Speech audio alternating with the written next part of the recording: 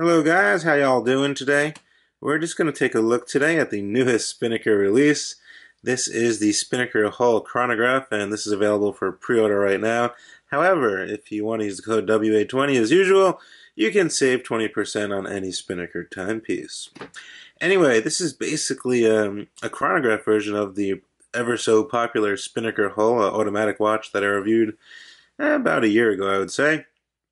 And obviously it's a chronograph. You get those cool kind of fume styled gradient dials, kind of changes color towards the center.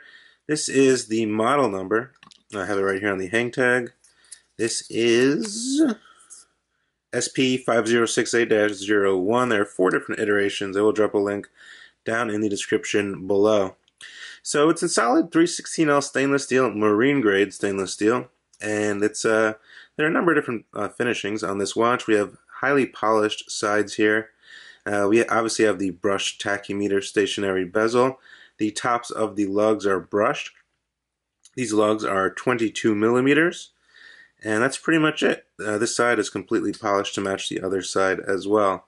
And obviously this is a Panerai, homage case, if you want to call it that. It's basically a Panerai case with a Panerai chronograph case with a tachymeter bezel and sandwich dial. Now, the sandwich dial is probably the coolest part of this watch. So it's a 2-part dial, and you have the loom underneath, which is Swiss Superluminova, and everything is loomed up. It looks pretty cool in the loom. We also get a grand date over here, which means there are 2 separate wheels. So you see the 2 and then the 0, that would mean 20. And when you change it, it goes simultaneously. I'll show you in a second. You get screw-down pushers, a screw-down crown, of course, 100 meters of water resistance on this genuine leather water-resistant treated strap. Here's the case back, as you can see. Screwed down, pretty simple. Spinnaker logo there. Spinnaker logo on the screwed down crown as well. Now the crystal is a mineral crystal which is domed, but it's sapphire hardened with an AR coating. Price point on these is under $300. I believe they're like $235. I believe they're $235. You do get a VK64 Seiko Mecha Quartz movement. In my opinion, not the greatest movement. It works. I think, when people first hear about the VK64 Mecha Quartz movement, they're like, wow. Honestly, it's a really cheap movement.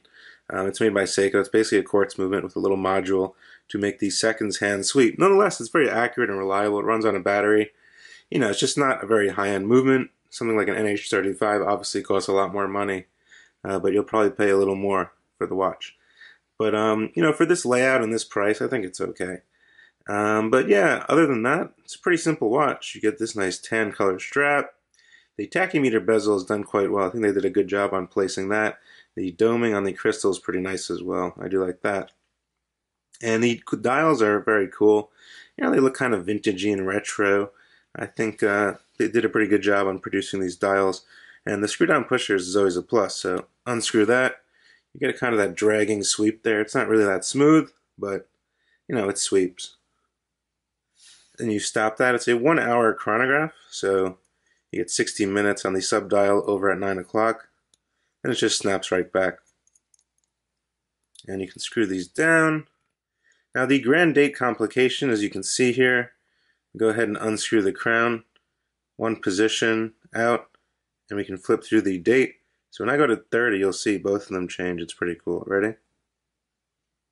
I think that's pretty cool. So that's that. Final position, we can set the time here. Everything is loomed, like I said. We also do get a 24-hour dial over here. You're running seconds over here, and then 60 minutes over here. And that's pretty much to it. The watch, in terms of dimensions, like I stated, we have a 42 millimeter case here. It is 15 millimeters thick, so it's a bit thick, 15 millimeters, especially when that quartz movement is pretty thin. But, it is going by that Panerai design, so you're going to have a thicker case there. But it is 47 lug to lug, so it doesn't really wear that big once on the wrist there. I'm going to throw it on my 6.5 inch wrist, get you a loom shot, and we'll finish up here. Now, I just took off my watch. I forgot to do a wristwatch check. I am wearing the Omega Seamaster Planet Ocean Coaxial 8500. I purchased this a while ago. I honestly never wear it, but I won't sell it. I got it at a really good deal, brand new. And it's just a really, really nice watch. You can see that coaxial movement inside there, which is basically an in-house movement by Omega. And a really nice watch. This is a great watch. It also keeps like plus 1 second a day for the past 3 years. So, great watch. But let me throw the whole chrono on my wrist and I'll be right back. There's the whole chrono on my 6.5 inch wrist. Like I stated, 47, so it fits across my 6.5 just fine, no issues there. And yeah, it looks pretty good. You know, it looks a bit more expensive than it actually costs, which some people really like. When people really look for that when they're buying a watch. You know, if they're on a budget or they don't want to spend a lot of money. There's the band. They're always broken out of the box. Personally, I would probably throw this on like probably a NATO strap would look pretty good. I think that would look pretty good. But, you know, for the land, I would definitely, you know, use this. If I'm going in the water, I'd probably throw it on a NATO strap or something like that. But it's not really that heavy. It's actually pretty light and solid feeling. So, doesn't look too bad on the wrist there. Now, I thought the Loom was probably one of the coolest parts. As you can see, there are the hands. And all these sub-dials are lit up. So you can see the ticking seconds there. Then you obviously can see your 60 seconds and your 24-hour dial. And everything is lit up pretty decent. You know, not Seiko potent, but potent enough. And doesn't fade quickly, as you can see there. As you can see, I say that a lot. Everybody always makes fun of that.